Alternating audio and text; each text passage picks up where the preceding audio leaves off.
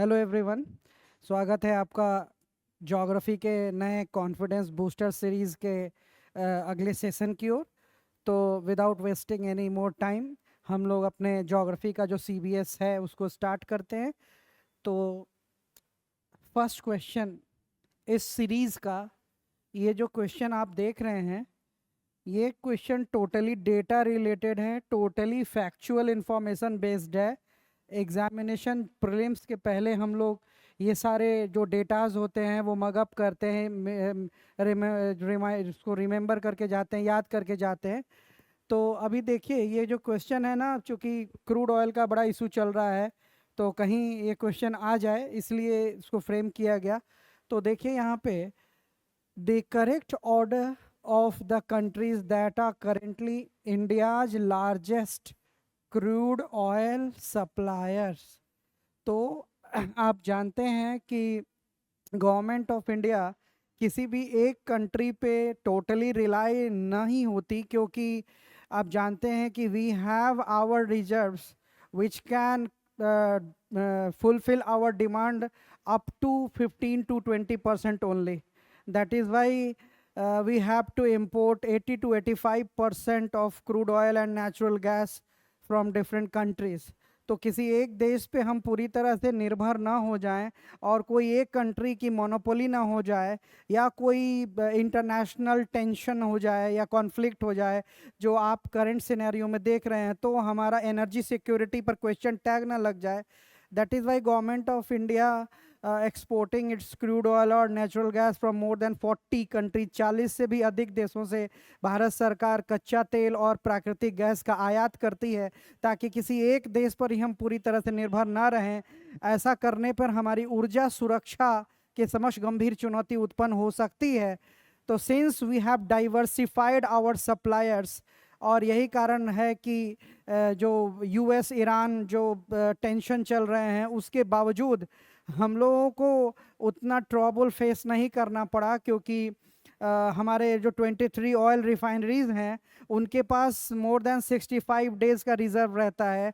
और हमारा जो गवर्नमेंट ऑफ इंडिया का India strategic petroleum reserve limited जो ISPRL है, जहां 3 जगह पे विशाखापट्टनम में, फिर कर्नाटका में जो हमारा जगह पडूर एंड मंगलुरु, वहाँ पे हम लोगों ने ज़मीन के नीचे बहुत बड़े oil reserves, man made artificial oil reserves बना कर रखा हुआ है, अराउंड 5.33 मिलियन मेट्रिक टन का, जो 9.5 डेज हमारे कंट्री के जितने भी एनर्जी रिलेटेड रिक्वायरमेंट है उसका 9.5 डेज को कंप्लीट कर सकता है। और उसका सेकेंड फेज जो ISPRL का सेकेंड फेज है वो भी शुरू होने वाला है, उसको भी अप्रूवल मिल चुका है। उसके तहत ओडिशा का एक प्लेन है चांदी खोल, वहाँ पे एक स्ट्रेटेजिक ऑयल रिजर्व जमीन के नीचे बनाया जाना है, और जो कर्नाटका में पदुर है वहाँ एक और ऑयल रिजर्व बनाया जाएगा। तो अभी जो हमारा India strategic petroleum reserve limited के तहत जो 3 विशाखापट्टनम, मंगलुरु और पदुर, ये भी कर्नाटका में है, जो 3 ऑयल रिजर्व हैं वो 9.5 डेज के हमारे रिक्वायरमेंट्स को पूरा करते हैं, और ऑयल रिफाइनरीज के पास जो स्टॉक्स है वो अराउंड 65 डेज। तो गवर्नमेंट ऑफ इंडिया जो है, या हम लोग कह सकते हैं कि we are capable of energy requirements को खुद जो हम पूरा कर पा रहे हैं वो अराउंड 74 डेज का हम पूरा कर लेते हैं। अगर कोई इंटरनेशनल सिनेरियो इस तरह का आ जाए तो 74-75 दिन तक हम अपने रिजर्व से काम ले लेते हैं। और अगर इस बीच टेंशन रिलीज हो तो फिर से, इसीलिए हम लोग किसी एक कंट्री पर टोटली डिपेंडेंट नहीं रहते, और बहुत दूसरे दूसरे देशों से हम लोग ऑयल्स जो है वो, या क्रूड ऑयल जो है और नेचुरल गैस इंपोर्ट करते। तो यहाँ पर देखिए कि अभी जो एमिड इंडिया, ईरान एंड US जो टेंशन है, कॉन्फ्लिक्ट्स है, उसके कारण ये हुआ ना कि वेनेजुएला, आप जानते हैं वर्ल्ड में सबसे ज़्यादा क्रूड ऑयल, कच्चे तेल का सबसे बड़ा रिजर्व इसी के पास है। वेनेजुएला एक साउथ अमेरिकन कंट्री है और पूरे वर्ल्ड में सबसे बड़ा रिजर्व है। अभी जो India, Iran and US tension और वॉर चल रहा है, इसके कारण Venezuela has emerged as India's third largest crude oil supplier, overtaking Saudi Arabia and United States of America। तो हमारा जो सबसे बड़ा सप्लायर है ना आज के समय में, हमारा सबसे बड़ा सप्लायर आज के समय में रसिया है। Russia is our largest crude oil supplier. हम लोग उससे सबसे ज़्यादा इंपोर्ट करते हैं, रसिया से। रसिया के बाद हम लोग यूएई से इंपोर्ट कर रहे हैं। और जो कभी थर्ड पोजीशन पे सऊदी अरेबिया था और फोर्थ पे यूएसए, इन दोनों को ओवरटेक करके वेनेजुएला जो है वो third largest oil supplier, crude oil supplier बन चुका है। और फोर्थ है सऊदी अरेबिया। तो ये जो क्वेश्चन था ना कि सही सीक्वेंस क्या है करेंटली जो इंडिया क्रूड ऑयल इंपोर्ट कर रही है, तो उसमें बहुत सारे ऑप्शन है, लेकिन ए ऑप्शन है ये सही है। Russia, then UAE, then Venezuela, then Saudi Arabia. ठीक है, अब हम लोग आते हैं नेक्स्ट टॉपिक, नेक्स्ट क्वेश्चन की तरफ। उसी तरह हिंदी में भी है कि वर्तमान में भारत को कच्चा तेल सप्लाई करने वाले सबसे बड़े देशों का सही क्रम क्या है।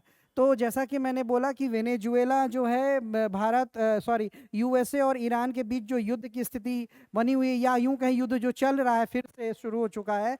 तो इस बीच वेनेजुएला जो है ना मई और जून के महीने से ही एक बहुत बड़े सप्लायर के रूप में इमर्ज होता है। हम लोगों ने वेनेजुएला से लेना शुरू किया। और वेनेजुएला का जो क्रूड ऑयल होता है ना, वेनेजुएला का क्रूड ऑयल वो हेवी क्रूड ऑयल है। तो हेवी क्रूड ऑयल को रिफाइन करना टफ होता है। जो लाइट क्रूड ऑयल होता है जो एकदम गोल्डन कलर का येलोइश होता है, उसको रिफाइन करना आसान होता है। लेकिन इसके लिए टेक्नोलॉजिकल रिक्वायरमेंट भी बहुत ज़्यादा होती है, खर्चाला भी होता है। लेकिन ये बहुत सस्ता, चीपेस्ट होता है, क्योंकि ये इसकी विस्कोसिटी बहुत ज़्यादा होती है ना, और टेक्नोलॉजिकली एडवांस्ड मशीनरी होनी चाहिए, तो हमारे पास वो है। इसीलिए बहुत सस्ते में हम खरीदते हैं वेनेजुएला से, बहुत कम कीमत पे। तो अभी जो टेंशन हुआ उससे इंडिया ने, गवर्नमेंट ऑफ इंडिया ने वेनेजुएला से इंपोर्ट बढ़ा दिया। तो हम लोग क्या कहते हैं कि अभी रूस सबसे बड़ा हमारा आपूर्ति करता है, आयातक हम लोग आयात करते हैं, फिर संयुक्त अरब अमीरात, देन वेनेजुएला और फिर सऊदी अरेबिया। ये हमारा आंसर होगा। इसके बाद हम लोग नेक्स्ट क्वेश्चन की ओर बढ़ते हैं। ये क्वेश्चन आपके टेलीग्राम पे उपलब्ध होता है और इसके एक्सप्लेनेशंस वगैरह।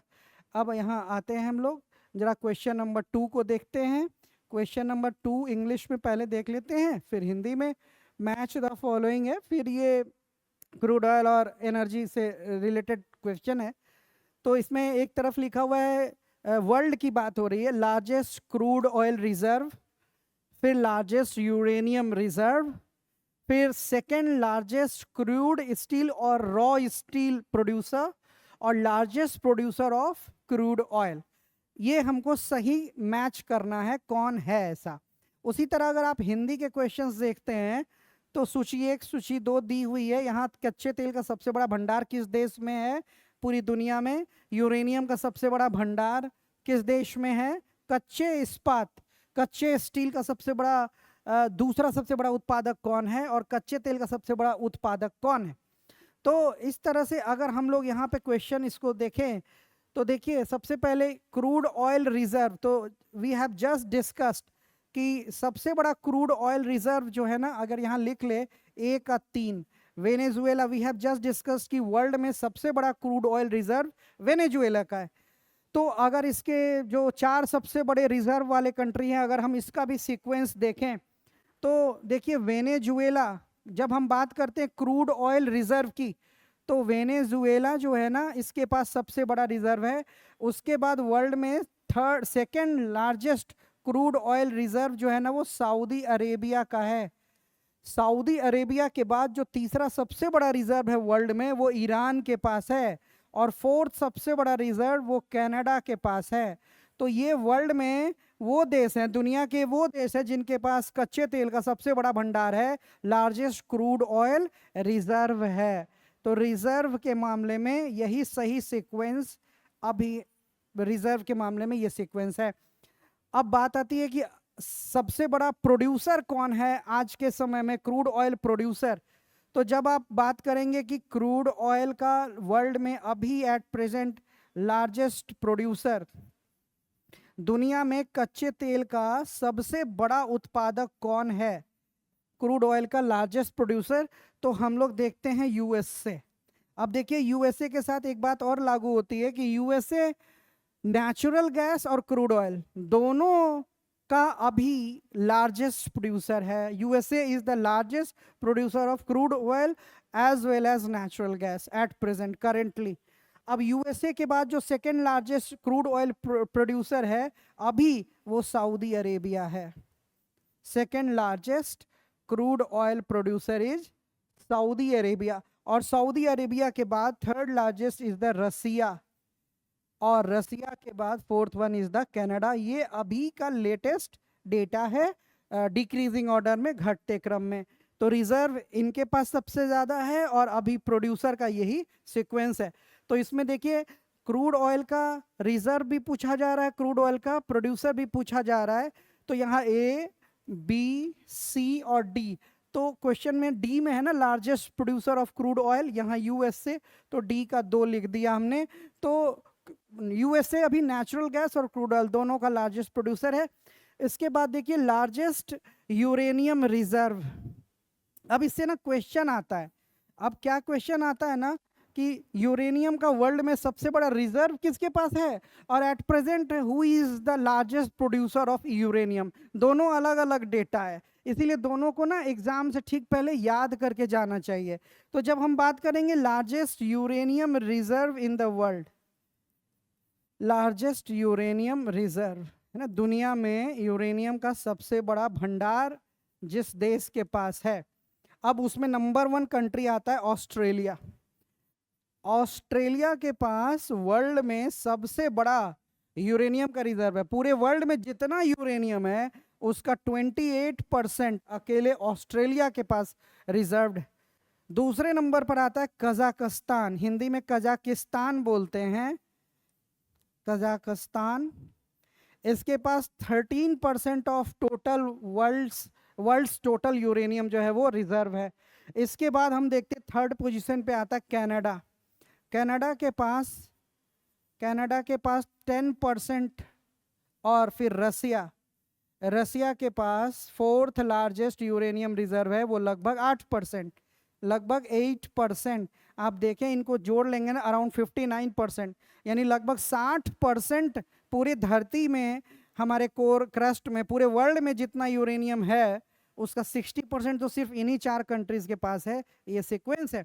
लेकिन जब हम बात करते हैं प्रोडक्शन की कि लार्जेस्ट प्रोड्यूसर कौन है, largest producer of uranium eight present currently, तो नंबर 1 आ जाता है कजाकिस्तान। इसीलिए ना ये सवाल पूछता है, कजाकिस्तान सबसे ज़्यादा यूरेनियम का प्रोडक्शन अभी कर रहा है, और कजाकिस्तान अराउंड अभी जितना यूरेनियम का प्रोडक्शन वर्ल्ड वाइड हो रहा है उसका अराउंड 39%, लगभग 39% यूरेनियम का प्रोडक्शन, टोटल प्रोड्यूस्ड यूरेनियम का, वो कजाकिस्तान में होता है। और कजाकिस्तान के बाद सेकेंड पोजीशन पे कनाडा आ जाता है, और थर्ड पोजीशन पे एक अफ्रीकन कंट्री है नामीबिया, वो आ जाता है। एंड देन फोर्थ के बाद, नामीबिया के बाद ऑस्ट्रेलिया का पोजीशन आता है। इसीलिए ये क्वेश्चन इम्पॉर्टेंट बन जाता है कि रिजर्व किसी और के पास ज़्यादा है लेकिन प्रोड्यूसर सबसे बड़ा कजाकिस्तान है। तो यहाँ पे क्वेश्चन क्या है, लार्जेस्ट यूरेनियम रिजर्व, तो सबसे बड़ा रिजर्व ऑस्ट्रेलिया के पास है, तो बी का हो जाएगा 1। ठीक है, सबसे बड़ा रिजर्व और प्रोड्यूसर कजाकिस्तान है। और उसके बाद second largest crude steel producer, और वो इंडिया है। देखिए जो कच्चा इस्पात होता है ना, कच्चा स्टील, कच्चा इस्पात, इसको हम लोग रॉ स्टील या क्रूड स्टील भी बोलते हैं। तो India has overtaken Japan and USA and become the second largest raw steel producer in the world. इसीलिए इसका जो सही सीक्वेंस है ना, चाइना, चीन जो है वर्ल्ड में सबसे ज़्यादा रॉ स्टील, कच्चा स्टील, क्रूड स्टील प्रोडक्शन करता है, और सेकेंड पोजीशन पे हम लोग आ जाते हैं इंडिया, एंड देन जापान, और फोर्थ पोजीशन पे आ जाता है यूएसए। तो ये सब डेटा हैं जो प्रीलिम्स के पहले एकदम मगअप करके याद करके रखना चाहिए, और एक दो बार अगर आप इस तरह से क्वेश्चन लगा लेते हैं तो it will go with you in the examination hall, आपके साथ चला जाएगा। ठीक है, अब हम लोग जरा नेक्स्ट क्वेश्चन की ओर मूव ऑन करते हैं। तो यहाँ पे आंसर देखिए क्या होगा, 3142, आंसर होगा ए, है ना, ए हो जाएगा इसका आंसर। इसके बाद हम लोग नेक्स्ट क्वेश्चन की ओर आते हैं। तो जैसा कि आप लोग इस बोर्ड डिस्प्ले पे देख सकते हैं, 15 जुलाई से BCW का 73rd BPSC के लिए फाउंडेशन बैच स्टार्ट होने जा रहा है। जिन लोगों को लगता है कि उनको एक बेहतर तैयारी करनी चाहिए वो ज़रूर एडमिशन ले लें, है ना। और उसके बाद हम लोग नेक्स्ट क्वेश्चन की ओर आते हैं। यहाँ देखिए, which group of steel plants were established in India after independence, यानी आज़ादी के बाद भारत में ये जो ABCD में आप देख सकते हैं कि तीन तीन जगह, तीन तीन प्लेसेस का नाम है, यानी तीन तीन आयरन एंड स्टील प्लांट्स का नाम है। अब बताना है कि इनमें से कौन सा एक जो ग्रुप है तीन आयरन एंड स्टील प्लांट्स का, वो आफ्टर इंडिपेंडेंस एस्टैब्लिश्ड होता है। उसी तरह हिंदी में आप देख लेंगे तो यहाँ लिखा है, स्वतंत्रता के बाद भारत में इस्पात संयंत्रों का कौन सा समूह स्थापित किया गया था। अब ये समूह दिए हुए हैं, इसको जरा हम लोग देख लेते हैं। तो देखिए, अगर आप क्रोनोलॉजी समझेंगे ना तो 1874 में सबसे पहले वेस्ट बंगाल में आसनसोल इंडस्ट्रियल एरिया में एक प्लेस है कुल्टी, यहाँ पे बंगाल आयरन वर्क्स के नाम से एक स्टील प्लांट एस्टैब्लिश किया गया, जहाँ सबसे पहले पिग आयरन यानी कच्चा लोहा, सबसे पहले भारत में कच्चा लोहा का उत्पादन यहीं शुरू हुआ था 1874 में कुल्टी में, जो कि वेस्ट बंगाल में है। उस कारखाने का नाम था बंगाल आयरन वर्क्स, कच्चा लोहा बनने लगा था। उसके बाद देखिए तो एक निर्णायक साल आता है 1907 का, 1907। अब आप इसको जानते हैं, टेस्को जमशेदपुर में Tata iron and steel company, है ना, अब इसका नाम बदल के भले टाटा स्टील हो चुका है। उसके बाद देखिए तो हमारा अगला डेट आ जाता है 1918 का, जब बर्नपुर वेस्ट बंगाल है, कुल्टी के बगल में ही, तो यहाँ पे एक बड़ा the Indian iron and steel company establish हो जाती है। उसके बाद 1923 में कर्नाटका में एक प्लेस है भद्रावती, कर्नाटका में एक प्लेस है भद्रावती, 1923 में यहाँ iron and steel plant establish होता है। जब इस्टेब्लिश हुआ, it was named as Mysore iron works, later it was named after M Visvesvaraya. तो अभी इसको किस नाम से जाना जाता है भद्रावती में? M Visvesvaraya iron and steel company, Mokshagundam Visvesvaraya. आप जानते हैं विश्वेश्वरैया सर भारत के पहले, मॉडर्न इंडिया के पहले सिविल इंजीनियर थे, है ना, इसीलिए उनके बर्थ डेट पे नेशनल इंजीनियर्स डे सेलिब्रेट किया जाता है नेशन वाइड पूरे देश में। 15 सितंबर 15 सितंबर is celebrated as national engineers day on the birth day of M Visvesvaraya, sir M Visvesvaraya. He was the first civil engineer of modern India, और भारत के पहले अभियंता आधुनिक भारत के माने जाते हैं। 1923 के बाद फिर एक फेज आता है, वैकेंट ईयर्स रहते हैं, और इसके बाद फिर सीधे आप जानते हैं जब हम आज़ाद होते हैं तो फर्स्ट 5 ईयर प्लान में सबसे पहले जो चिंता थी स्टारवेशन को दूर करने की, भूखमरी को, तो एग्रीकल्चर वाज प्रोमोटेड, है ना, एग्रीकल्चर को पूरा ध्यान दिया गया। अच्छा, ऐसा नहीं है कि एग्रीकल्चर को फिर सेकेंड में छोड़ दिया गया, agriculture was the main core issue. लेकिन फिर सेकेंड 5 ईयर प्लान में आप जानते हैं कि सेकेंड 5 ईयर प्लान जो है वो 1956 टू 1961 तक चला था। और ये जो था ना, ये जो हेवी इंडस्ट्रीज हैं, जो भारी उद्योग हैं, इनको प्रमोट किया गया था, हेवी इंडस्ट्रीज वर प्रोमोटेड। और ये किस मॉडल पे था? तो PC महालनोबिस।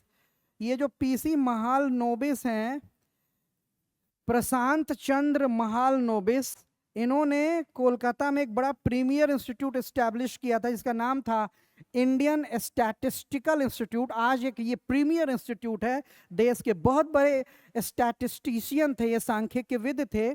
बड़े विद्वान व्यक्ति, इन्हीं के सुझाव पे, इन्हीं के मॉडल पे हेवी इंडस्ट्रीज को डेवलप करने, प्रमोट करने का डिसीजन लिया गया था।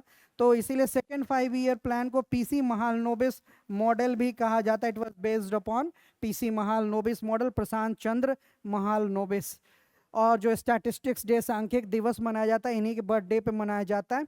तो ये जो हेवी इंडस्ट्रीज है ना, कौन कौन सा होता है हेवी इंडस्ट्रीज? तो जैसे coal based thermal power plants हो गए, कोयला आधारित जो तापीय विद्युत संयंत्र हो गया, ऑयल रिफाइनरीज हो गई, है ना, जहाँ पे ऑयल रिफाइनरी का काम होता है। फिर ऑयल एंड गैस का जो एक्सट्रैक्शन, एक्सप्लोरेशन होता है, वो हेवी इंडस्ट्रीज में आता है। इसके बाद आप देखें तो जो फर्टिलाइजर इंडस्ट्रीज हैं वो भी हेवी इंडस्ट्रीज में आते हैं। आप देखें तो माइनिंग इंडस्ट्री है, वो भी हेवी इंडस्ट्रीज में आती है। आप देखें तो फिर इसमें सीमेंट इंडस्ट्री है, वो भी हेवी इंडस्ट्रीज में आती है।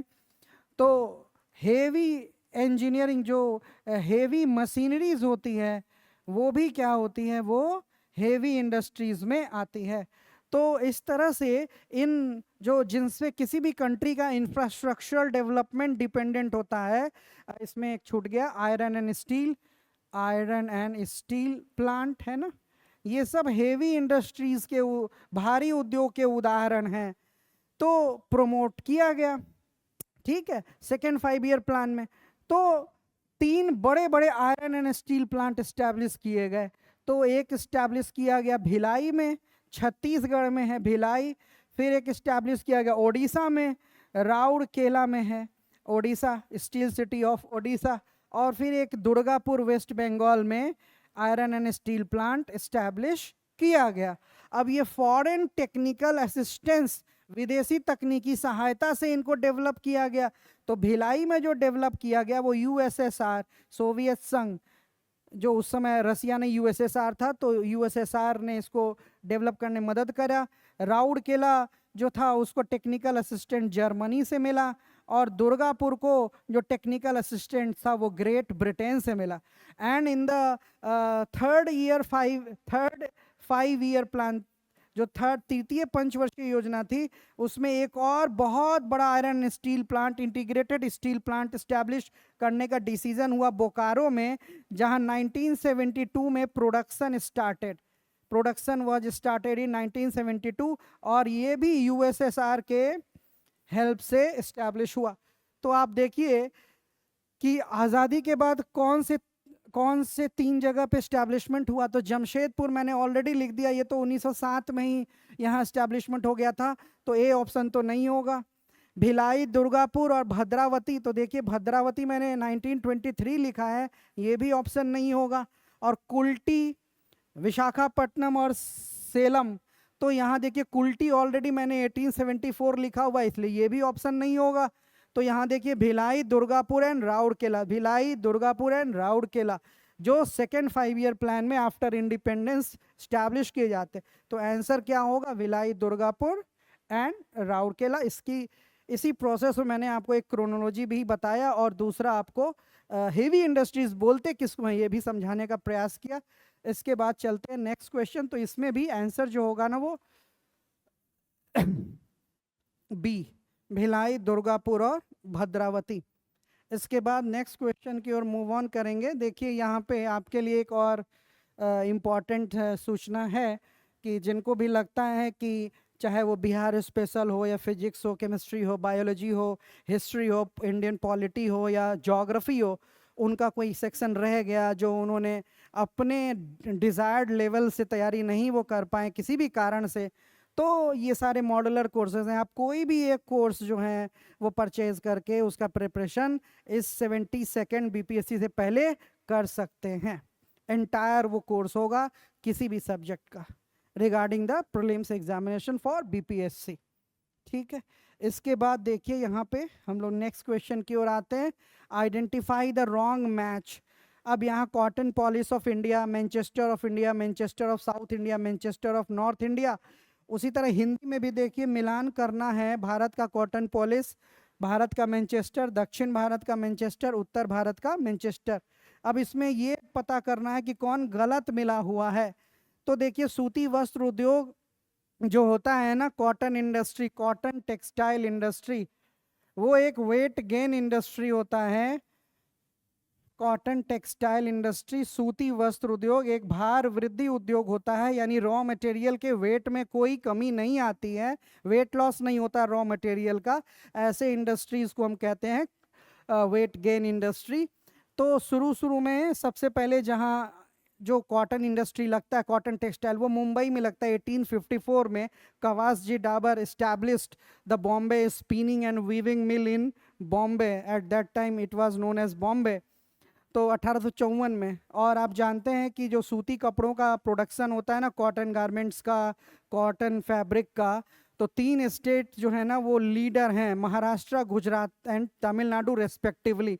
तो महाराष्ट्र, गुजरात और तमिलनाडु क्रमशः भारत के 3 सबसे बड़े सूती वस्त्र उत्पादक राज्य हैं। और सिंस कि मुंबई में सबसे पहले इस्टेब्लिश हुआ था, इसीलिए मुंबई को भारत में सूती कपड़ों की राजधानी, कॉटन पॉलिस ऑफ इंडिया बोला जाता है, इसीलिए ये सही है। फिर मैनचेस्टर ऑफ इंडिया, आप जानते हैं मैनचेस्टर इज इन इंग्लैंड, और जो इंडस्ट्रियल रिवॉल्यूशन हुआ था इंग्लैंड में, वो मैनचेस्टर में cotton industry, cotton textile industry के कारण हुआ था, उसमें मेजर रोल था उसका। तो मैनचेस्टर का जब भी नाम आए तो इसका मतलब हुआ सूती कपड़ों का उत्पादन। तो जो स्टेटस इंग्लैंड के मैनचेस्टर का है, वही स्टेटस इंडिया में अहमदाबाद का है। After the Bombay spinning and weaving mill established in 1954, two mills, Calico Mill and Shahapur Mill, were established in Ahmedabad, and since then Ahmedabad got too many cotton textile industries. तो ये भी सही है, भारत का Manchester बोला जाता है अहमदाबाद को। उसके बाद देखिए मैनचेस्टर ऑफ साउथ इंडिया, ये ऑप्शन गलत है। बेंगलुरु को नहीं बोलते, कोयम्बटूर को बोलते हैं। दक्षिण भारत का मैनचेस्टर कोयम्बटूर को बोलते हैं।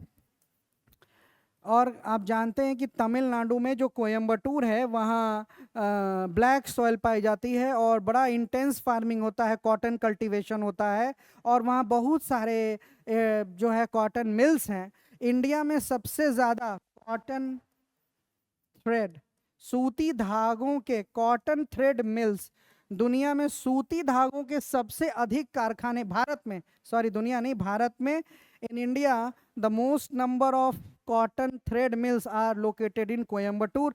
कोयम्बटूर में लगभग 200 कारखाने सिर्फ सूती धागे, कॉटन थ्रेड या यार्न भी बोलते हैं, वो बनाते हैं सबसे ज़्यादा। हम लोग जो रील घर में रखते हैं, सुई धागा वगैरह, वो जो धागा हम लोग खरीदते हैं ना, मैक्सिमम सब कोयम्बटूर साउथ इंडिया में ही बना होता है। ठीक है, तो ये ऑप्शन गलत है, जबकि मैनचेस्टर ऑफ नॉर्थ इंडिया ना कानपुर को बोला जाता है, ये सही है। ठीक है, इसके बाद हम लोग नेक्स्ट क्वेश्चन की ओर आते हैं।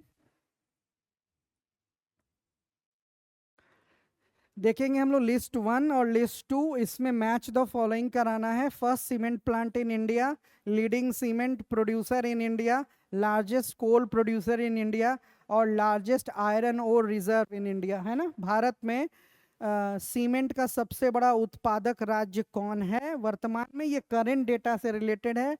भारत में कौन सा राज्य सबसे ज़्यादा सीमेंट का उत्पादन करता है, कौन से राज्य के पास सबसे बड़ा लौह अयस्क का भंडार है, और सबसे बड़ा कोयला उत्पादक राज्य कौन है। तो जो latest data we have available, the latest data, उसके अकॉर्डिंग देखिए। अच्छा, फर्स्ट सीमेंट प्लांट, ये तो खैर फैक्चुअल इंफॉर्मेशन हो गया।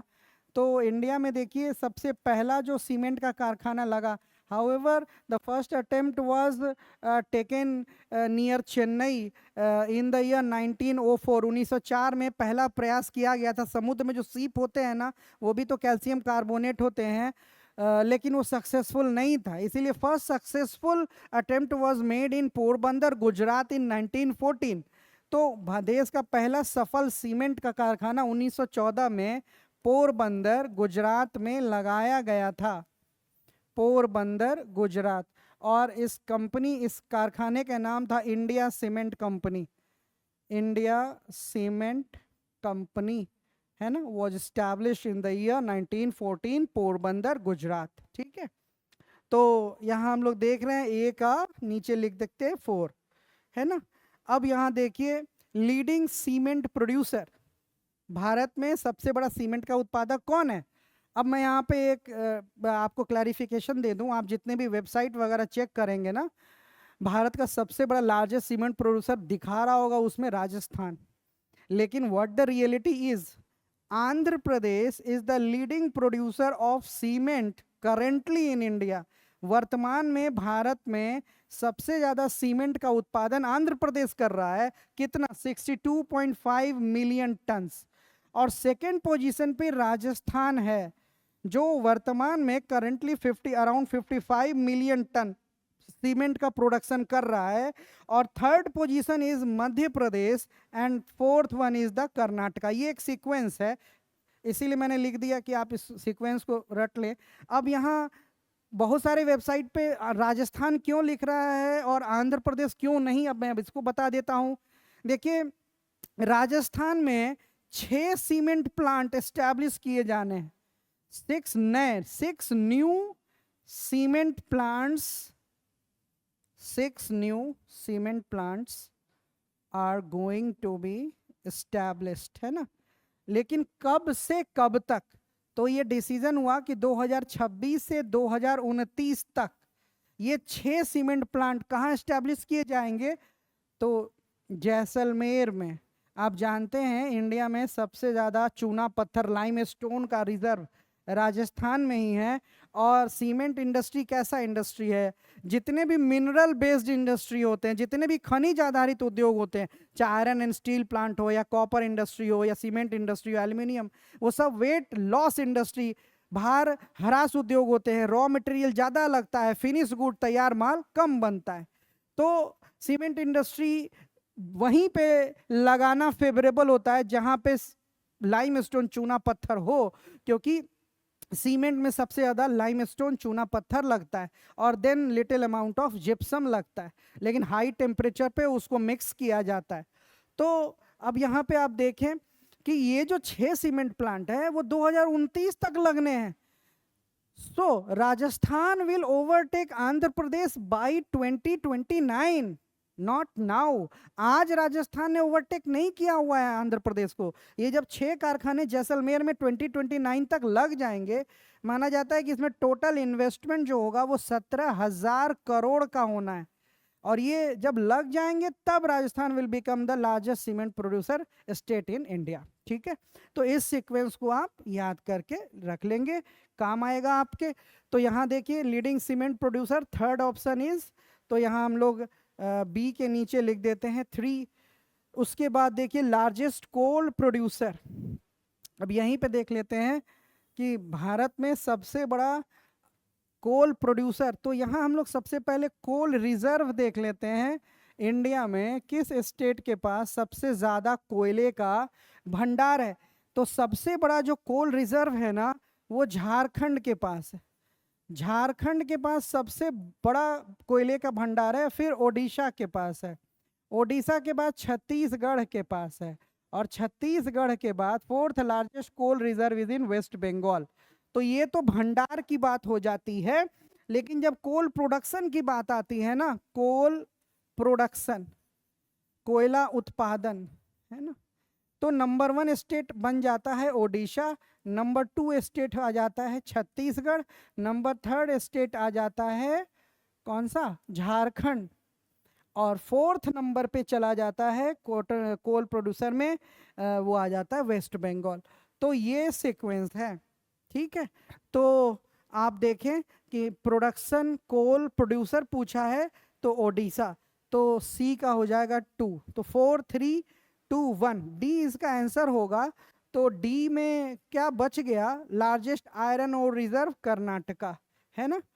तो अब जरा इसको भी हम देख लेते हैं कि इंडिया में सबसे ज़्यादा आयरन ओर का रिजर्व किसके पास है और कौन सबसे बड़ा प्रोड्यूसर है। यहाँ रिजर्व की बात हो रही थी ना, तो जरा हम इसी पेज पे देखते हैं आयरन ओर के बारे में भी। तो देखिए आयरन ओर का सबसे पहले हम लोग ना रिजर्व लिख लेते हैं, रिजर्व भंडार सबसे ज़्यादा, तो कर्नाटका के पास सबसे बड़ा रिजर्व है। और मैंने आपको बताया हुआ है कि अगर कर्नाटका के पास आयरन ओर होगा तो उसकी मैक्सिमम प्रोबेबिलिटी होगी कि वो मैग्नेटाइट होगा, द बेस्ट आयरन ओर जो होता है वो मैग्नेटाइट है। Around 90% of magnetite iron ore वो रिजर्व है साउथ इंडिया में, और उसका 90% का भी अराउंड 70% वो अकेले कर्नाटका में है मैग्नेटाइट का, और उसके बाद फिर झारखंड एंड देन छत्तीसगढ़। तो ये सीक्वेंस है। रिजर्व के मामले में छत्तीसगढ़, ठीक है। अब बात अगर हम प्रोडक्शन की बात करें कि आयरन ओर का प्रोडक्शन सबसे ज़्यादा कौन कर रहा है एट प्रेजेंट करेंटली, तो ओडिशा। देखिए इंडिया में ना अभी ओडिशा सबसे ज़्यादा मिनरल्स का माइनिंग करता है, क्वांटिटी में भी और वैल्यू में भी, मात्रा और मुद्रा दोनों की दृष्टि से सबसे अधिक मिनरल्स खनिजों का निष्कर्षण मिनरल्स माइनिंग ओडिशा करता है। ओडिशा के बाद छत्तीसगढ़ एंड देन कर्नाटका, ठीक है, छत्तीसगढ़ एंड देन कर्नाटका।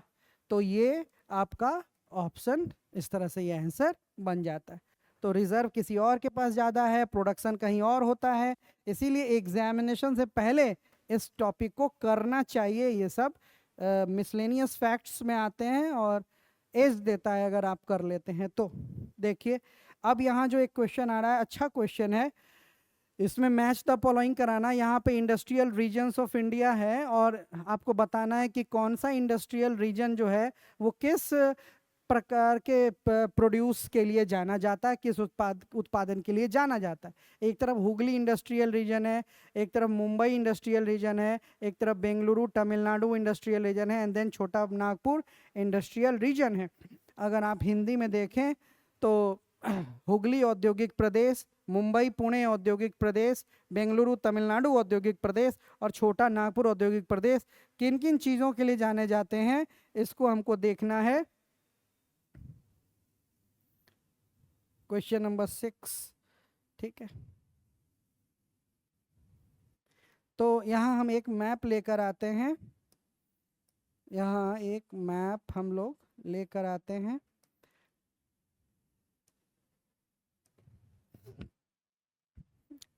देखिए यहाँ पे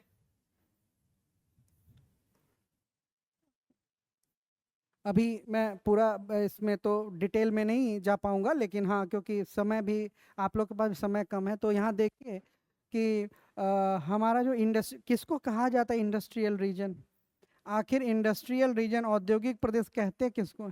तो जो इंडस्ट्रियल रीजन होते हैं ना वहाँ पे डेवलप होते हैं जहाँ पे बहुत सारे इंडस्ट्रियल रीजन जो है ना एक दूसरे के निकट ही लोकेटेड होते हैं। तो industrial regions develop where various manufacturing units जो है manufacturing units are located and they share the benefits of their proximity. यानी एक ऐसा क्षेत्र जहाँ बहुत सारे कल कारखाने उद्योग स्थापित होते हैं और वे सभी एक दूसरे से निकट होने के कारण वो जो लाभ होता है वो उस लाभ को आपस में बांटते हैं। तो industrial regions develop where various industries are located and they share the benefits because of their proximity. ठीक है, अब जैसे मान लीजिए कि मैं आपको एक एग्जांपल दे दूं कि इंडिया में अभी ना 8 इंडस्ट्रियल रीजन्स हैं। अब जैसे एक एग्जांपल मैं दे दूं, ये वाला जो इंडस्ट्रियल रीजन आप देख रहे हैं, ये वाला इंडस्ट्रियल रीजन, इस इंडस्ट्रियल रीजन को कहते हैं छोटा नागपुर इंडस्ट्रियल रीजन, छोटा नागपुर औद्योगिक प्रदेश। It is one of the oldest industrial region in India, Bharat के सबसे अधिक पुराने औद्योगिक प्रदेशों में से एक है। तो अब देखिए यहाँ पे कितने तरह तरह के इंडस्ट्रीज हैं। अब जैसे देखिए यहाँ पे आप जानते हैं अभी हम लोग डिस्कस किया जमशेदपुर, वहाँ आयरन एंड स्टील प्लांट है। अब वहाँ क्या बन रहा है, वहाँ पे पिग आयरन कच्चा लोहा बन रहा है, फिर कास्ट आयरन भी बन रहा है, फिर वहाँ पे आपको स्टील भी बन रहा है। तो देखिए जमशेदपुर में ही फिर टेल्को है, टाटा इंजीनियरिंग लोकोमोटिव्स, इंजन्स, बड़े बड़े इंजन्स बनाने के कारखाने जो वो स्टील और आयरन को यूज़ कर ले रहा है। अब उस आयरन एंड स्टील प्लांट में जो कोयला जलता है ना, तो उसके जो एसेज होते हैं उसको स्लैग बोलते हैं। तो वो स्लैग ही उसको डिस्पोज करना एक चुनौती होती, कहाँ रखें। तो उस स्लैग का इस्तेमाल सीमेंट बनाने में कर लिया जा रहा है, इसीलिए जमशेदपुर में एक स्लैग बेस्ड सीमेंट प्लांट भी है। और देखिए यहाँ जो स्टील और आयरन प्रोड्यूस हो रहा है, फिर रांची में देखिए हेवी इंजीनियरिंग कॉरपोरेशन 1955 में सेकेंड 5 ईयर प्लान में बहुत हेवी मशीनरीज यहाँ बनती है। रसिया और चेकोस्लोवाकिया के टेक्निकल असिस्टेंस से यहाँ पे एस्टैब्लिशमेंट हुआ रांची में HEC हेवी इंजीनियरिंग कॉरपोरेशन। फिर आसपास बहुत सारे थर्मल पावर प्लांट है कोल बेस्ड, क्योंकि यहाँ क्या कोल माइनिंग होती है, आयरन और माइनिंग भी, तो कोल माइनिंग इंडस्ट्री भी एक बहुत बड़ा इंडस्ट्री है, तो वहाँ थर्मल पावर प्लांट्स भी बहुत सारे हैं। तो कहने का ये मतलब है, और फिर iron rod industry, tin plate industry, iron steel shed industry, बहुत सारे इंडस्ट्री। तो कहने का मतलब है कि इस इलाके में जितने इंडस्ट्रीज हैं, अगर जमशेदपुर में आयरन स्टील बनता है तो उस आयरन स्टील का यूज करके दूसरा प्रोडक्ट बनाने के लिए ढेर सारे इंडस्ट्रीज वहाँ स्टैब्लिश हो गए। तो जमशेदपुर के टिस्को को ये समस्या, ये प्रॉब्लम नहीं रही ना कि उसका जो फिनिश्ड गुड्स का जो तैयार माल है वो कहाँ बिकेगा, आसपास ही। और फिर जो आसपास इंडस्ट्रीज बसी वो उसी उसी प्रोडक्ट को यूज करती हैं जो जमशेदपुर में प्रोड्यूस होता है, तो फिर उनको भी टेंशन नहीं है कि बहुत दूर से हम अपना रॉ मटेरियल लेकर आएंगे, है ना। इसीलिए जो छोटा नागपुर इंडस्ट्रियल इंडस्ट्री है, एक्चुअली हेवी इंडस्ट्रीज के लिए जाना जाता है। जो सेकेंड 5 ईयर प्लान में इसका एस्टैब्लिशमेंट बड़ी तेजी से शुरू हुआ। उसके बाद देखिए दूसरा जो इंडस्ट्रीज है वो इस इलाके में हुगली नदी के लेफ्ट बैंक और राइट बैंक पे, ये जो आप इलाका देख रहे हैं, ये जो है ना, ये भी एक बहुत पुराना इंडस्ट्रियल एरिया, इंडस्ट्रियल रीजन है, हुगली इंडस्ट्रियल रीजन। आप जानते हैं कि हुगली नदी यानी गंगा इस तरीके से यहाँ आती है ना, तो ये गंगा के लेफ्ट बैंक राइट बैंक पे 100 किलोमीटर के स्ट्रेच में और 5 किलोमीटर के जो विड्थ में ये इंडस्ट्रियल रीजन फैला हुआ है। It is again one of the oldest industrial region in India. और आप जानते हैं यहाँ पे jute, West Bengal is the largest producer of jute, और जूट का कल्टीवेशन के लिए 120 to 150 centimetre rainfall is required, और वार्म एंड ह्यूमिड क्लाइमेट यानी 24 degree Celsius to 35 degree for jute cultivation, है ना। रेनफॉल कितना होना चाहिए, 120 सेंटीमीटर टू 150 सेंटीमीटर, और टेम्परेचर कितना होना चाहिए, 24 degree Celsius to 35 degree Celsius. And relative humidity जो है ना 80% टू 90% तक का रिलेटिव ह्यूमिडिटी। तो ज़्यादा रेनफॉल होगा और ज़्यादा टेम्परेचर होगा तो इवेपोरेशन होगा, ह्यूमिडिटी ज़्यादा होगी, इसीलिए जूट के फाइबर टूटेंगे नहीं, अच्छे रहेंगे। तो इसीलिए, और बहुत ही अच्छी मिट्टी, alluvial soil, new alluvial soil is the best alluvial, है ना, नई जलोढ़ मिट्टी जो है ज़रूरी होती है। इसीलिए वेस्ट बंगाल में 150 सेंटीमीटर से ज़्यादा एवरेज एनुअल रेनफॉल होता है, वहाँ एलुवियल सॉइल है और वार्म एंड ह्यूमिड क्लाइमेट है, इसीलिए वहाँ जूट का कल्टीवेशन ज़्यादा होता है। बिहार में जो सीमांचल है, किशनगंज, अररिया, पूर्णिया एंड कटिहार, जहाँ एवरेज एनुअल रेनफॉल 150 सेंटीमीटर से ज़्यादा है, इन 4 डिस्ट्रिक्ट में जूट का कल्टीवेशन होता है। But leader is Purnia, and Purnia is the only district in India where jute park is located. Purnia में एक गांव है मरंगा, पूर्णिया में मरंगा, है ना, यहाँ पे पुनरसर जूट पार्क है, पुनरसर जूट पार्क, जो इंडिया का एकमात्र जूट पार्क है। तो second largest producer of jute is Bihar and third largest jute producer is Assam. लेकिन मोर देन 80% जूट प्रोडक्शन अकेले वेस्ट बंगाल करता है, अराउंड 8.67% बिहार करता है, एंड 7% जो है वो असम करता है। इसीलिए यहाँ पे जूट इंडस्ट्री शुरू से ही डेवलप है। 1955 में रिसरा, कोलकाता के पास एक प्लेस है रिसरा, वहाँ पे first jute mill of India was establish in 1955। उसके बाद यहाँ पे आप जानते हैं first paper mill of India, जो सक्सेसफुल, भारत का पहला प्रथम सफल कागज का जो कारखाना था वो कोलकाता के ही बालीगंज में एस्टैब्लिश हुआ था। तो यहाँ पेपर मिल भी है। और फिर बाद में जब dispersion of cotton textile industry, Bharat में सूती वस्त्र उद्योग का फैलाव हो रहा था, तो बाद में वो इंडस्ट्री कोलकाता भी पहुंचा, क्योंकि ह्यूज मार्केट भी था और पोर्ट भी था, बंदरगाह भी था। इसीलिए जो हुगली इंडस्ट्रियल रीजन है वो जूट के लिए, पेपर के लिए और कॉटन टेक्सटाइल इंडस्ट्री के लिए जाना जाता है। उसके बाद देखिए यहाँ पे ये जो आप रीजन देख रहे हैं, ये वाला रीजन, यहाँ पे जो रीजन है इसको मेरठ, दिल्ली, गुड़गांव, मेरठ, दिल्ली, गुड़गांव इंडस्ट्रियल रीजन बोलते हैं। फिर यहाँ पे जो है ना ये वाला, इसको अहमदाबाद, बड़ौदा, अहमदाबाद, बड़ौदा इंडस्ट्रियल रीजन बोला जाता है। यहाँ पे जो इंडस्ट्रियल रीजन है ना, यहाँ मुंबई, यहाँ पुणे, तो ये मुंबई पुणे इंडस्ट्रियल रीजन है। और यहाँ पे केरला में ये जो है ना, इसको कोल्लम तिरुवनंतपुरम इंडस्ट्रियल एस्टेट बोलते हैं। और यहाँ पे ये बेंगलुरु है, और ये कोयम्बटूर लेकर तो और चेन्नई, तो इसको बेंगलुरु तमिलनाडु इंडस्ट्रियल रीजन बोलते हैं, बेंगलुरु तमिलनाडु इंडस्ट्रियल रीजन बोलते हैं। तो आप देखिए 1 2 3 4 5 6 7, और यहाँ एक बच गया आंध्र प्रदेश एंड गुंटूर। तो यहाँ पे आंध्र प्रदेश गुंटूर इंडस्ट्रियल रीजन है। इस तरह से 8 बड़े इंडस्ट्रियल रीजन्स हैं इंडिया में। तो मुंबई पुणे कॉटन टेक्सटाइल के लिए जाना जाता है, ऑटोमोबाइल्स के लिए जाना जाता है, आपको फार्मास्यूटिकल्स के लिए जाना जाता है, केमिकल्स के लिए जाना जाता है। उसी तरह से ये जो बेंगलुरु तमिलनाडु है, ये सिल्क गारमेंट के लिए जाना जाता है, फिर कॉटन इंडस्ट्री के लिए भी जाना जाता है, और स्पेशली फायर वर्क्स के लिए जाना जाता है। फायर वर्क्स मतलब आतिशबाजी, जो पटाखे हम लोग दिवाली में या कोई फेस्टिवल्स में या शादी समारोह में फोड़ते हैं ना, तो ये जो फायर क्रैकर्स हैं, फायर वर्क्स, आतिशबाजी, तमिलनाडु में एक प्लेस है उसका नाम है शिवकाशी। शिवकाशी, आप कोई भी ब्रांड का फायर क्रैकर्स लेंगे, पटाखा लेंगे, देखिएगा उस पर लिखा होगा Sivakasi Tamil Nadu.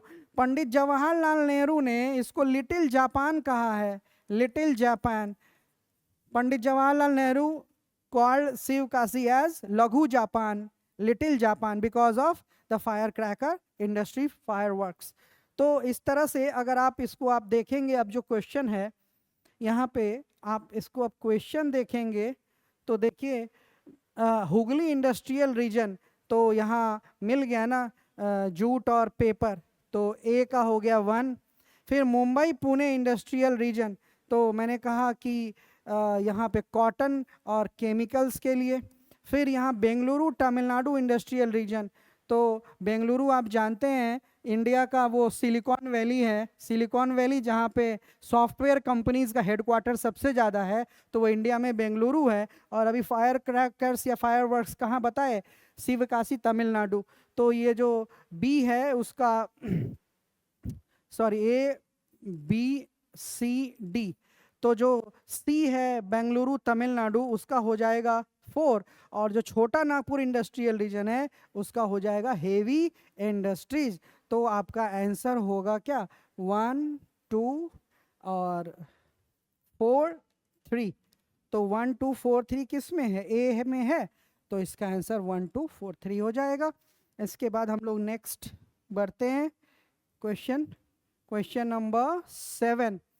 Identify the correct statement और statements from the following statements. हमको जो ये 4 स्टेटमेंट्स दिए गए हैं ना, इसमें ये बताना है कि कौन सा स्टेटमेंट सही है या गलत है। तो सही को पहचानना है। हिंदी में भी देखिए, तो इसमें 4 कथन दिए हुए हैं, और चारों में से कौन से सही हैं, एक हैं या एक से अधिक, इसको देखना है। तो जरा हम लोग इसको देख लेते हैं। पहला statement, India has the second largest road network in India after USA.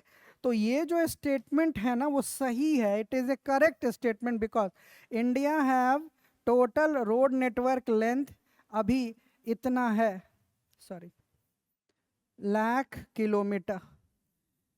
तो ये इंडिया में अभी 66,71,000 किलोमीटर टोटल रोड नेटवर्क का लेंथ है, और ये सेकेंड आफ्टर यूएसए।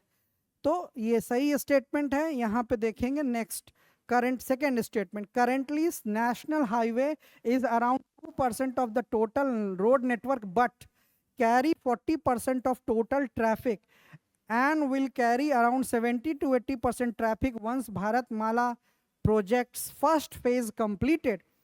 तो अभी हमारे कंट्री में जो इतना ये टोटल रोड नेटवर्क है ना, इसका ओनली 2% ही है नेशनल हाईवे, लेकिन जितना फ्रेट कैरी होता है पूरे इंडिया में उसका 40% जो है ना, freight and passenger, 40% of total traffic जो है वो कैरी करता है कौन, नेशनल हाईवे।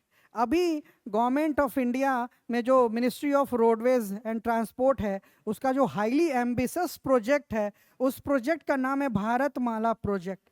भारत जो सड़क परिवहन मंत्रालय है, इसका सबसे महत्वाकांक्षी परियोजना भारतमाला प्रोजेक्ट है। इट वाज स्टार्टेड इन 2017 और इसको पूरा हो जाना चाहिए था, लेकिन फर्स्ट फेज, इसकी अभी फर्स्ट फेज चल रहे हैं, प्रथम चरण इसका चल रहा है। It was to be completed but has not, because of the covid, lockdown के कारण डिस्टर्ब हुआ। तो इसमें फर्स्ट फेज में ना जो बताया गया था कि अराउंड 34,500 किलोमीटर नेशनल हाईवेज और अलग अलग प्रकार के हाई डेंसिटी रोड्स बनेंगे, और इसका बजट था फर्स्ट फेज का 5,35,000 करोड़, ये बजट था। तो अब तक ना अराउंड 22,500 किलोमीटर रोड्स बन चुके हैं, यानी एक बड़ा पोर्शन जो है इस फेज का कंप्लीट हो चुका। तो अभी क्या है कि जब हमारे यहाँ नेशनल हाईवेज का एक ब्रॉड नेटवर्क है, तो अभी क्या है ना कि 300 डिस्ट्रिक्ट्स ऑफ इंडिया, भारत में जो 300 जिले हैं, वो कनेक्टेड हैं 4+ लेन वाले नेशनल हाईवे से। ऐसे नेशनल हाईवे जो 4 लेन या 6 लेन की हैं, उनसे भारत के 300 जिलों की कनेक्टिविटी है। लेकिन जब ये फेज पूरा कंप्लीट हो जाएगा ना भारतमाला का, तो 550 डिस्ट्रिक्ट्स ऑफ इंडिया, भारत के 550 जिले कनेक्टेड हो जाएंगे 4+ लेन वाले हाईवे से। इसीलिए अभी जो national highway 2% of 40% of total traffic carry कर रहे हैं, जब first phase of Bharatmala complete होगा तो वो around 70 to 80% of traffic will be carried through the national highways only itself। इसीलिए ये स्टेटमेंट भी सही है। थर्ड स्टेटमेंट देखते हैं, NH-27 east west is the longest and NH-327B is the shortest national highway in India.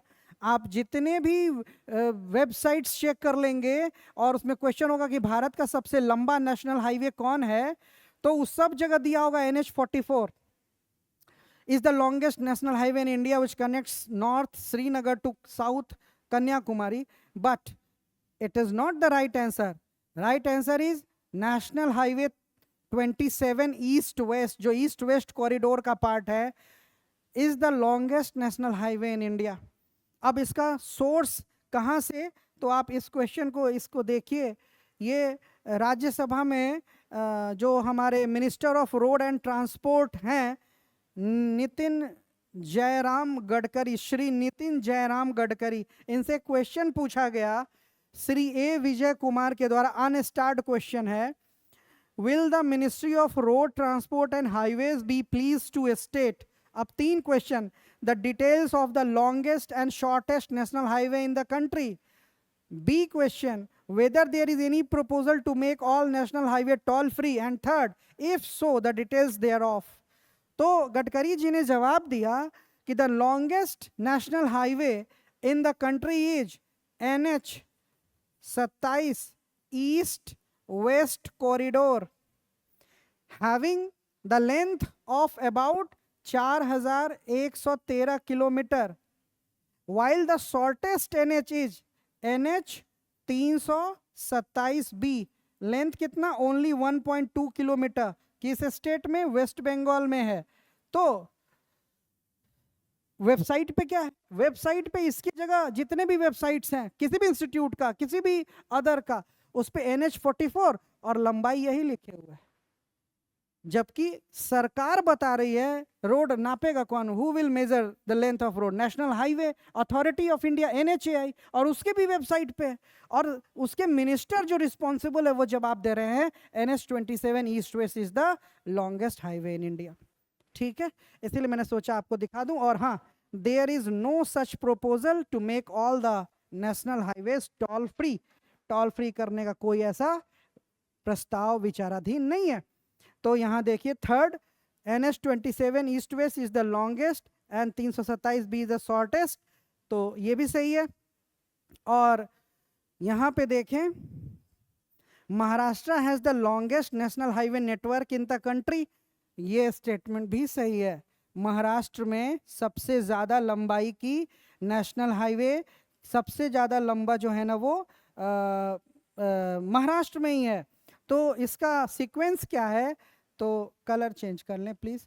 हाँ, तो Maharashtra has the longest network of national highway, then Uttar Pradesh, then Rajasthan and then Madhya Pradesh. तो ये स्टेटमेंट सही है। जो राष्ट्रीय राजमार्ग हैं एनएच, उनकी सबसे अधिक लंबाई महाराष्ट्र में है, तब उत्तर प्रदेश, तब राजस्थान और तब मध्य प्रदेश में। इसीलिए इसका उत्तर होता ऑल आर करेक्ट, सभी सही हैं। ठीक है, एक भी स्टेटमेंट इसमें गलत नहीं है।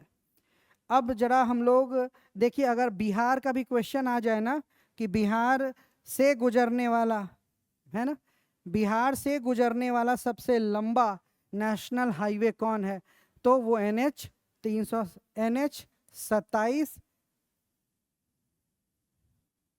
The longest NH passes through Bihar is NH 27 east west, है ना। बिहार में इसका लेंथ है 487 किलोमीटर। ठीक है, और कितने डिस्ट्रिक्ट, 9 डिस्ट्रिक्ट्स किशनगंज में एंटर करता है। एक मिनट आपको दिखा दें यहाँ पे बिहार का कोई मैप। हाँ देखिए, ये मैप आ गया। अब यहाँ दिखाते हैं, देखिए ये जो NH 27 ईस्ट वेस्ट है ना, उसकी एंट्री होती है किशनगंज में, और किशनगंज के बाद पूर्णिया, पूर्णिया के बाद अररिया, अररिया के बाद सुपौल, और सुपौल के बाद मधुबनी, मधुबनी के बाद दरभंगा, दरभंगा के बाद मुजफ्फरपुर, मुजफ्फरपुर के बाद ईस्ट चंपारण में एक प्लेस है अरेराज, अरेराज होते गोपालगंज, गोपालगंज होते ये इधर यूपी की तरफ गोरखपुर साइड निकल जाती है। तो आप देखें कि इस तरह से किशनगंज, पूर्णिया, सुपौल, मधुबनी, दरभंगा, मुजफ्फरपुर, ईस्ट चंपारण एंड गोपालगंज, इस यही है NH 27 ईस्ट वेस्ट, जो ईस्ट में असम में सिलचर को, वेस्ट में गुजरात में पोरबंदर को कनेक्ट करता है, और बिहार में इसका टोटल लेंथ है 487 kilometre. Longest NH passes through Bihar. ठीक है, इसके बाद नेक्स्ट क्वेश्चन की ओर हम लोग आते हैं। ये देखिए, आइडेंटिफाई द रॉन्ग मैच ना, ये हमारे आप जानते हैं टोटल 19 रेलवे जोन है, ये रेलवे जोन्स पे क्वेश्चन है, ऐसे क्वेश्चन आ सकते हैं। इसीलिए आपको जो 19 रेलवे जोन है उनका हेडक्वार्टर क्या ये पता होना चाहिए, आपको रट के रखा होना चाहिए। और मैप पे कमांड हो तो आप थोड़ा बहुत डायरेक्शंस अगर आप आइडेंटिफाई कर सकते हैं तो आप इसको निकाल सकते हैं, इसको आप बता सकते हैं।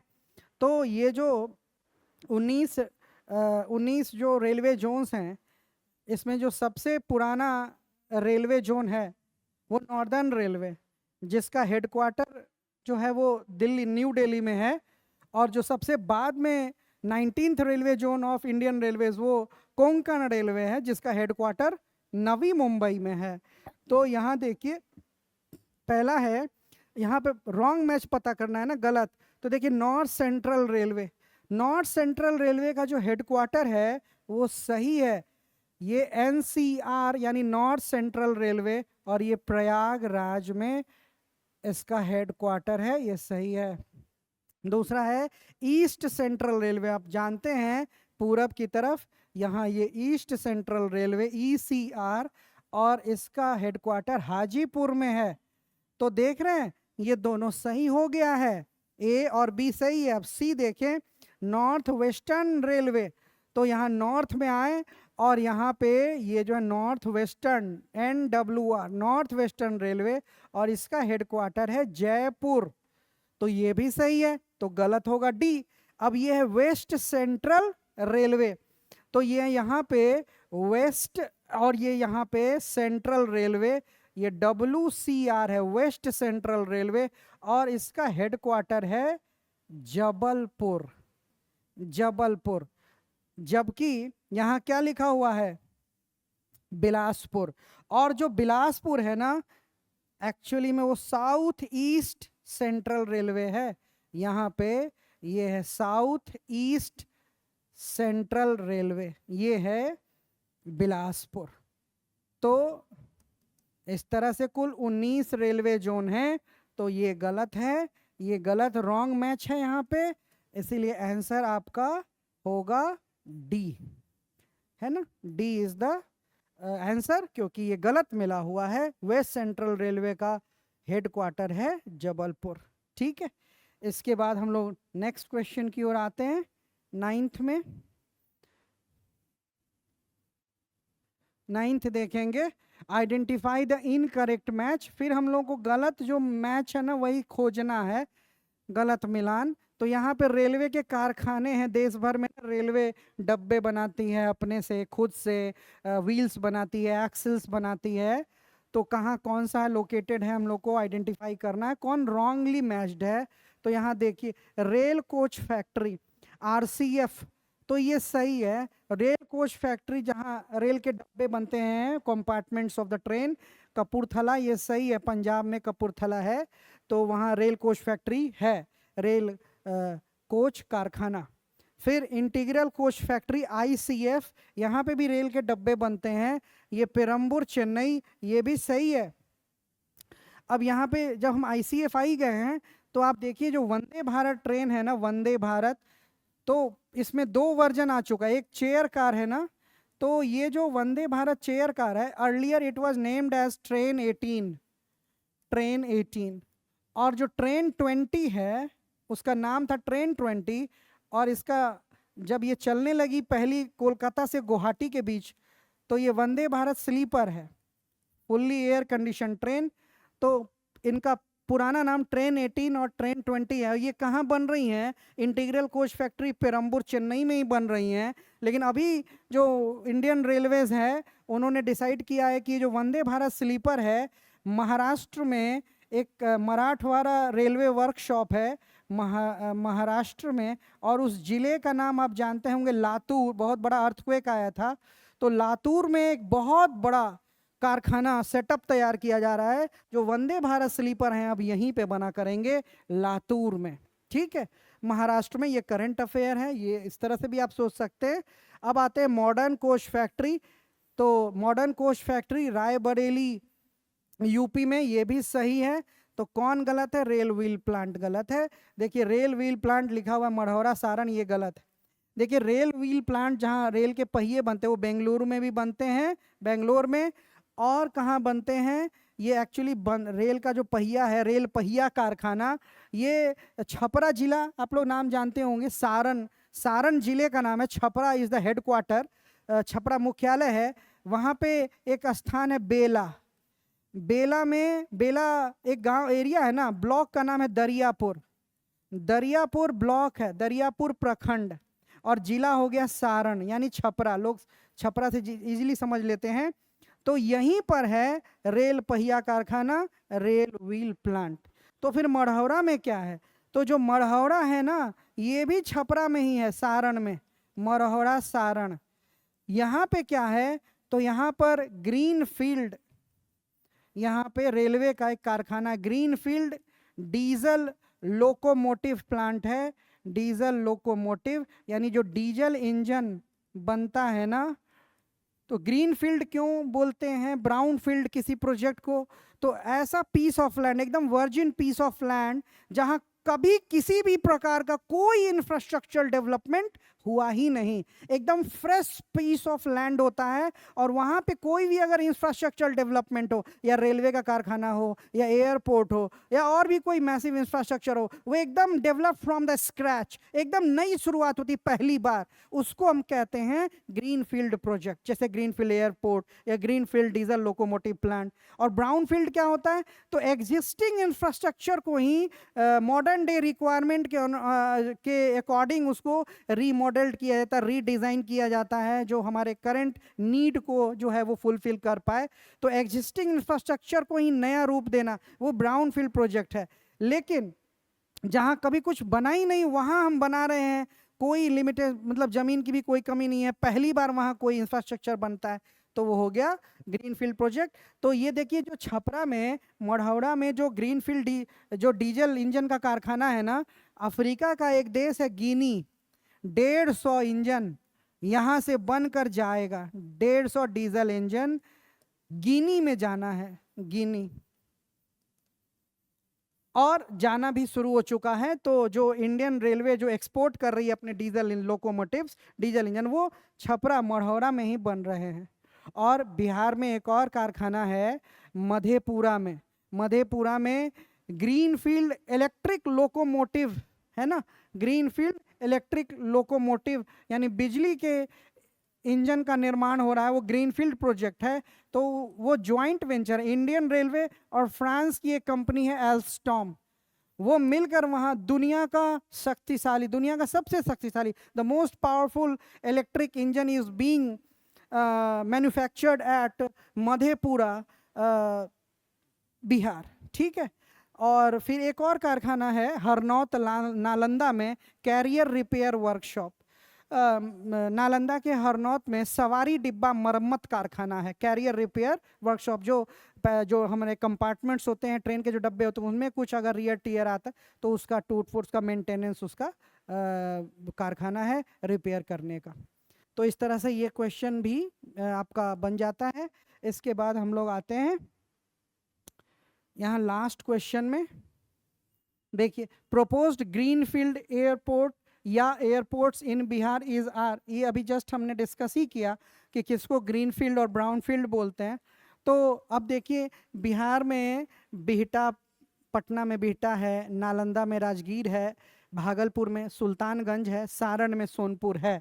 तो इसमें ये बताना है कि कौन सा बिहटा का जो एयरपोर्ट बन रहा है या राजगीर, सुल्तानगंज, सोनपुर में जो बनना है, इनमें कौन ग्रीनफील्ड प्रोजेक्ट है। तो देखिए, बिहटा में जो बन रहा है ना पटना में, ये ग्रीनफील्ड नहीं है, ये ब्राउन फील्ड है। क्यों? क्योंकि ऑलरेडी वहाँ पे इस टाइप का इंफ्रास्ट्रक्चर है, जो इंडियन एयरफोर्स है उसकी एयर बेस है, हवाई पट्टी ऑलरेडी है। इसीलिए यहाँ पर जो लैंड और ज़्यादा लैंड एक्वायर करके बनाया जा रहा है, तो वो ऐसा नहीं है कि वो एकदम वर्जिन पीस ऑफ लैंड है, कभी कोई इंफ्रास्ट्रक्चर डेवलपमेंट हुआ ही नहीं। इसलिए बिहटा वाला क्या है, वो ब्राउन फील्ड है। लेकिन जो नालंदा के राजगीर में बनना है, या भागलपुर के सुल्तानगंज में, या सारण के सोनपुर में, वो जो लैंड लिया गया है जहाँ बनेगा, वहाँ आज तक कोई इंफ्रास्ट्रक्चर डेवलपमेंट हुआ ही नहीं है। वो खेत हैं, फार्म्स हैं, और या फिर ऐसा कोई लैंड है जिस पे कोई इंफ्रास्ट्रक्चर डेवलपमेंट नहीं हुआ। इसीलिए ये तीनों, राजगीर भी, भागलपुर सुल्तानगंज भी और सोनपुर सारण भी, ये तीनों ग्रीनफील्ड एयरपोर्ट्स हैं। इसीलिए 2, 3, 4 आंसर होगा क्या, बी। इस तरह से हिंदी में भी आप देखें कि कौन ग्रीनफील्ड हवाई अड्डा या हवाई अड्डे हैं, तो राजगीर भी होगा हवाई अड्डा ग्रीनफील्ड, सुल्तानगंज भी होगा ग्रीनफील्ड हवाई अड्डा, और सोनपुर भी होगा ग्रीनफील्ड हवाई अड्डा। इसलिए आंसर होगा 2, 3, 4, बीटा नहीं, ये ब्राउनफील्ड प्रोजेक्ट है। इस तरह से ये 10 क्वेश्चंस डिस्कस कर दिया हम लोगों ने मिलकर। अब नेक्स्ट कॉन्फिडेंस बूस्टर सीरीज के लिए जल्द ही उपलब्ध हो जाऊंगा। उम्मीद करता हूँ ये सेशन आपको हमेशा की तरह पसंद आया होगा, और कुछ भी अगर 1-2 डाउट्स रहे होंगे तो वो क्लैरिफाई हो गया होगा। तब तक के लिए आप सभी का बहुत बहुत शुक्रिया। Till then, goodbye, thank you so much.